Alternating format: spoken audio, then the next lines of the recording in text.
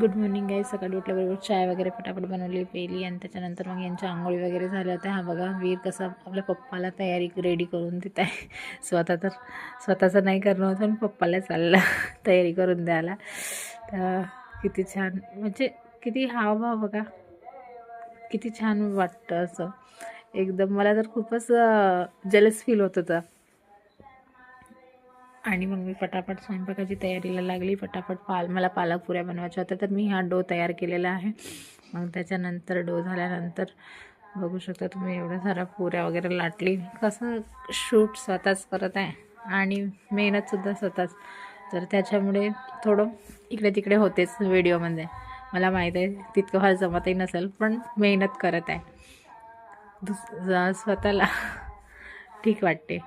आणि अशा टमटमीत पुऱ्या फुगलेल्या आहेत माझ्या. मग सगळे वगैरे झाले आणि मग माझे पसारे आवरायचे होते मला, कारण की पटापट पसारे आवरून मला ड्युटीवर पण जायचं असते. तर बघा किती सारे अर्धे भांडे घासून झाले, अर्धे भांडे घासायचेच आहेत. रोजच्याप्रमाणे तेच कामं असतात स्त्रियांचा.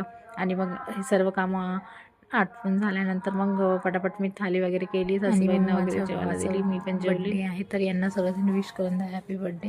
आणि आजचा व्लॉग माझा मिनी व्लॉग कसा वाटला मला कमेंटमध्ये नक्की सांगा. मेहनत करत आहे, मेहनतीला यश मिळू द्या. धन्यवाद, थँक्यू सो मच. भेटूया पुढच्या नेक्स्ट व्लॉगमध्ये. बड्डेचं सेलिब्रेशन तर मी टाकणारच आहे सायंकाळला.